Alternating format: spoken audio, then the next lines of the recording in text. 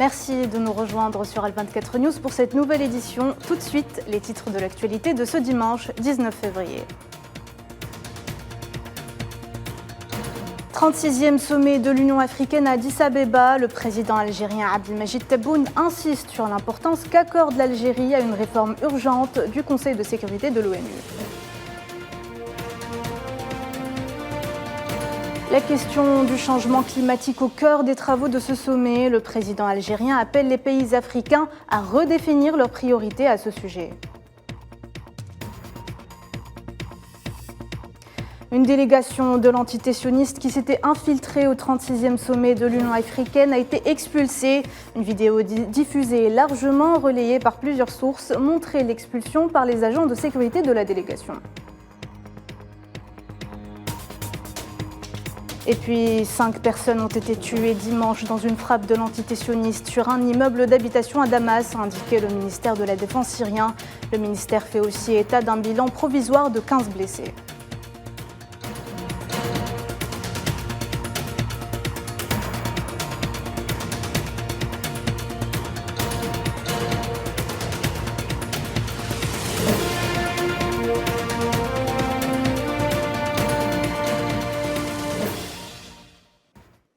Bonjour à tous. À l'occasion du 36e sommet de l'Union africaine qui se tient à Addis Abeba en Éthiopie, le président algérien Abdelmadjid Tebboune a adressé un message lu par le Premier ministre Ayman Ben Abderrahmane. À travers ce message, le président transmet ses salutations et souhaite le succès de cette réunion. Il a également réaffirmé l'attachement de l'Algérie au droit légitime de l'Afrique à accéder à la qualité de membre permanent au Conseil de sécurité de l'ONU.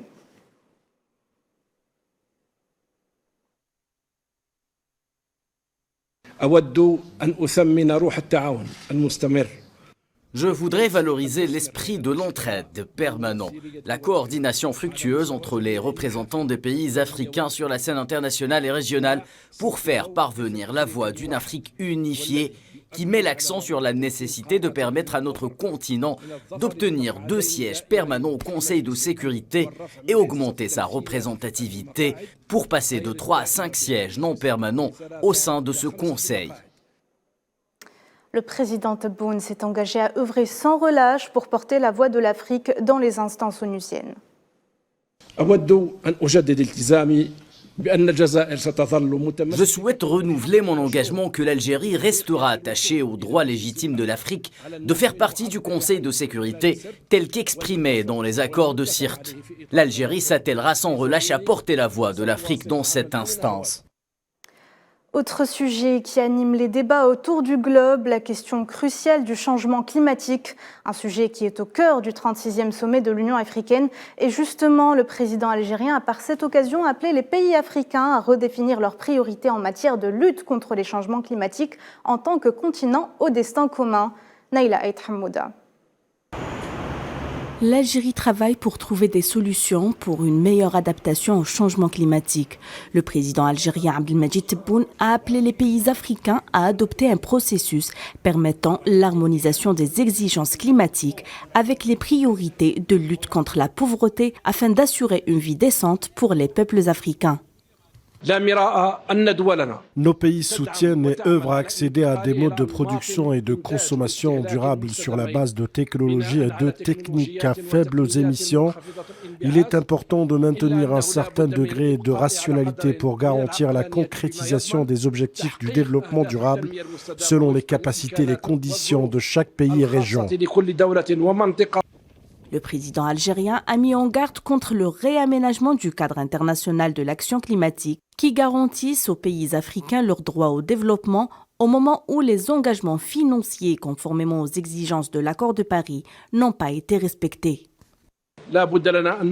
Loin de tout jugement de valeur sur la réussite ou pas de la COP27, nous devons comprendre la mutation stratégique visée par les pays développés, à savoir la restructuration du cadre international de l'action climatique, loin des principes de Rio garantissant aux pays émergents leur droit au développement.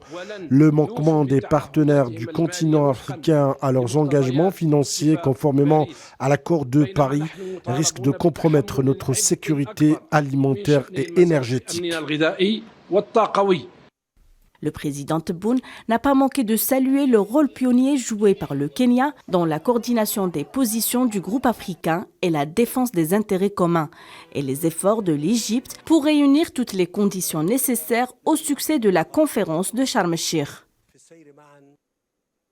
L'heure était au bilan pour Macky Sall à la tête de l'Union africaine depuis février 2022 à Addis Abeba. Et pour la première fois, les Comores accèdent à la présidence de l'instance. 12 mois durant, le président comorien Assoumani Azali sera à la tête de l'organisation continentale.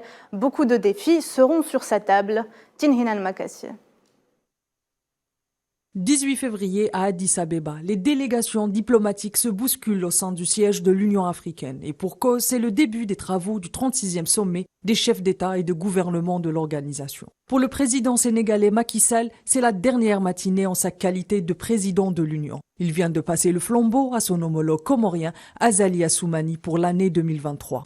Je souhaite maintenant, Monsieur le Président, vous passer le témoin, cher frère Azali, en te renouvelant nos vœux et nos prières, et je vous prie en même temps de bien vouloir vous rapprocher de votre siège.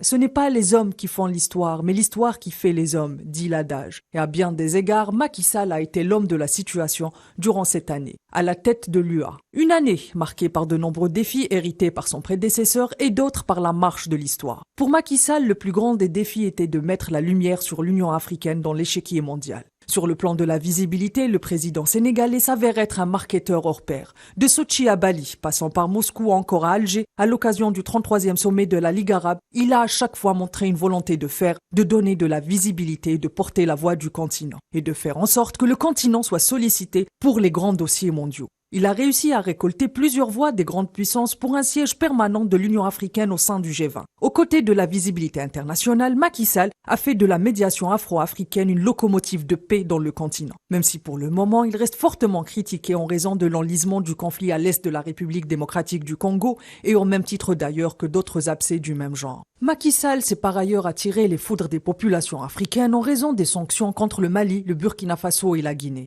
C'est donc une Union africaine plus ou moins dépoussiérée que va récolter Azali Assoumani. Mais aussi de nouveaux défis que l'année 2023 va dessiner au fil du temps. Pour bon nombre d'observateurs, c'est avec une carte amoindrie que va démarrer le nouveau président, puisque la diplomatie de son pays n'a pas le poids de celle de ses prédécesseurs et devra s'atteler à la lourde tâche de mobiliser les diplomaties continentales autour de sa vision pour cette nouvelle année africaine. Après la passation de consignes entre le président Macky Sall et Azali Assoumani pour une présidence tournante d'une année, ce dernier s'est exprimé en tribune devant les présents à ce 36e sommet de l'Union africaine. On vous propose d'ailleurs d'écouter un extrait de son intervention. Mes très sincères remerciements aux membres du bureau de l'Union africaine qui viennent de faire un grand honneur à mon pays, l'Union des Comores, en lui confiant, et ce pour la première fois de son histoire, les destinées de notre organisation continentale. En succédant dans cette enceinte sacrée à mon frère, le président Macky Sall, en qualité de président en exercice de l'Union africaine, c'est avec le poids de la responsabilité continentale sur mes épaules que j'entends assumer à compter d'aujourd'hui les fonctions de président de l'Union africaine en cette 36e session ordinaire. Et le Conseil de paix et sécurité de l'Union africaine s'est réuni pour décider d'une éventuelle levée de la suspension du Mali, du Burkina Faso et de la Guinée. Selon la commission de l'UA, ces 3 pays d'Afrique de l'Ouest ont demandé le 10 février passé la levée de leur suspension, déplorant les sanctions imposées. La demande a de fortes chances d'aboutir. Et lors de son intervention en marge de ce 36e sommet de l'Union africaine, le secrétaire général des Nations Unies, Antonio Guterres, est revenu sur les différents problèmes et crises auxquels fait face le continent africain. Le terrorisme et l'insécurité s'aggravent et les conflits sont plus nombreux. Je suis profondément préoccupé par la montée de la violence des groupes armés observés récemment dans l'Est de la République démocratique du Congo et par la progression des groupes terroristes au Sahel et ailleurs.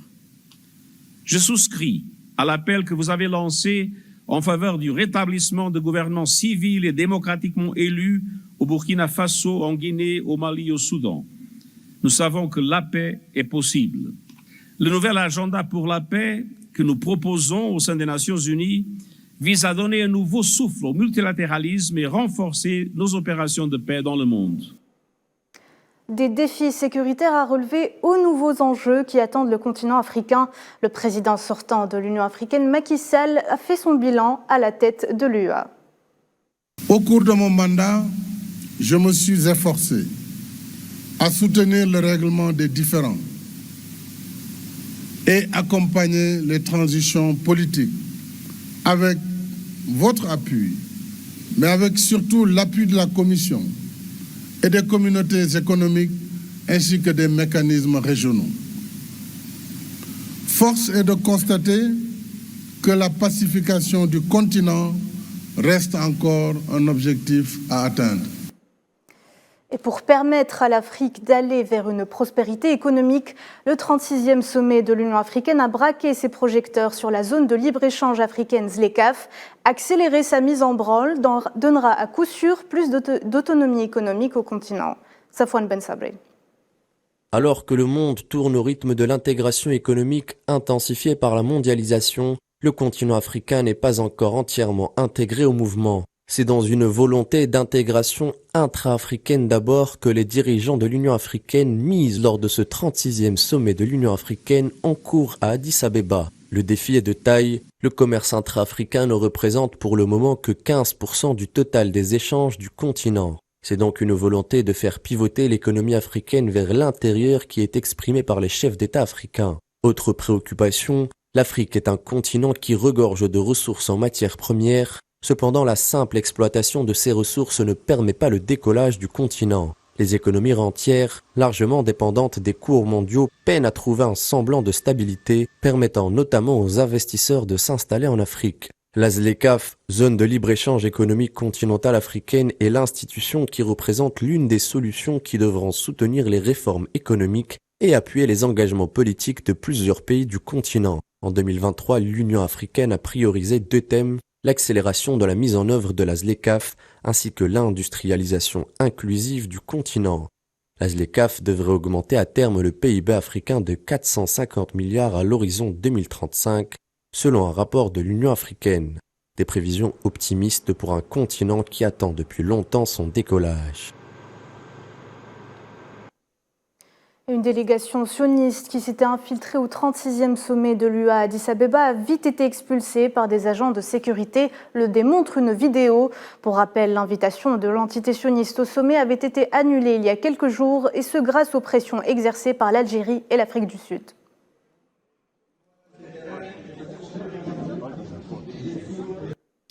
Autre actualité pour ce dimanche, la frappe aérienne sioniste la nuit dernière qui a visé un quartier résidentiel de Damas a fait au moins 5 morts et une quinzaine de blessés, selon l'agence de presse syrienne Sana.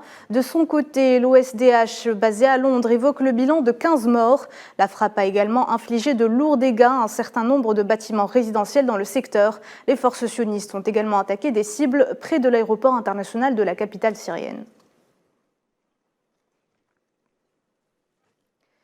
Les exactions sionistes étaient justement au cœur de l'entretien téléphonique qu'a eu le président de l'État palestinien Mahmoud Abbas avec le ministre américain des Affaires étrangères Anthony Blinken. Abbas a appelé l'administration américaine à intervenir immédiatement afin de faire pression sur le gouvernement sioniste pour qu'il cesse ses mesures unilatérales dans les territoires palestiniens occupés et pour garantir le maintien de la perspective d'une solution à 2 États. C'est la fin de ce journal, merci de l'avoir suivi. L'info continue sur Al24 News. Très bon après-midi à tous.